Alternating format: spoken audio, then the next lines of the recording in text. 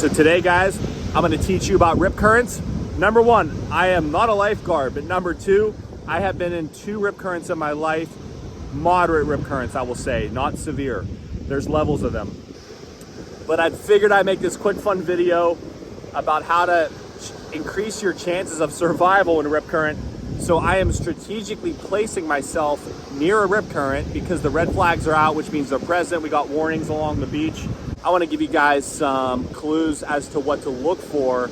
The first clue would be to look at the lifeguard station and see if there's flags out.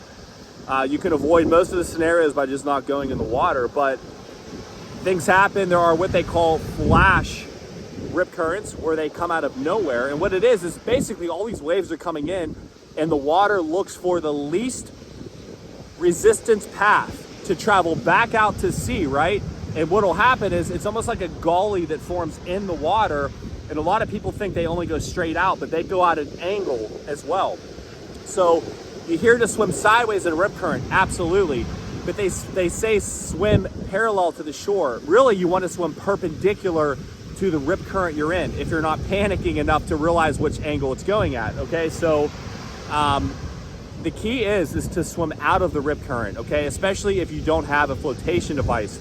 People say to ride them out and relax, but truthfully, you're gonna wanna do something in that scenario. If you have a flotation device, you can ride that baby out and, get your way out of it. But if you don't have a flotation device, you're gonna wanna get the hell out of that thing as quick as possible.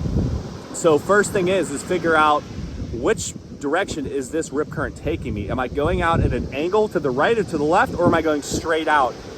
You just wanna swim perpendicular to whatever direction that is. So if it's going straight out to sea, in that case, you're gonna swim perfectly parallel to the shore to get out of it, okay? Some of them can be wide, but there is an end to a rip current, okay? You wanna look at almost where the waves are breaking because the rip currents will form next to where the waves are breaking. And because all those waves are coming in and they're traveling right back out.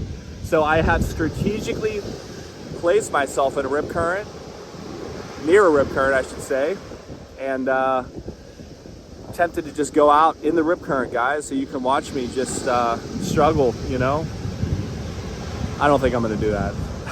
Okay, so I'm gonna try to spot one out here because I think I found one. I walked about a half a mile to get here, and when you can visibly see a rip current, it's strong. And what you'll see is it looks like calm water. A lot of people are attracted to rip currents because the water in a rip current on the surface looks really calm, right? Because the waves aren't breaking there. Yeah, so right here we have a rip current. More visible now. The foam is basically, there's nothing significant about the foam other than it reveals where the water's traveling. But it's been at this angle for quite some time. You see that right there? It's going out at a left angle because the current is taking that foam with it.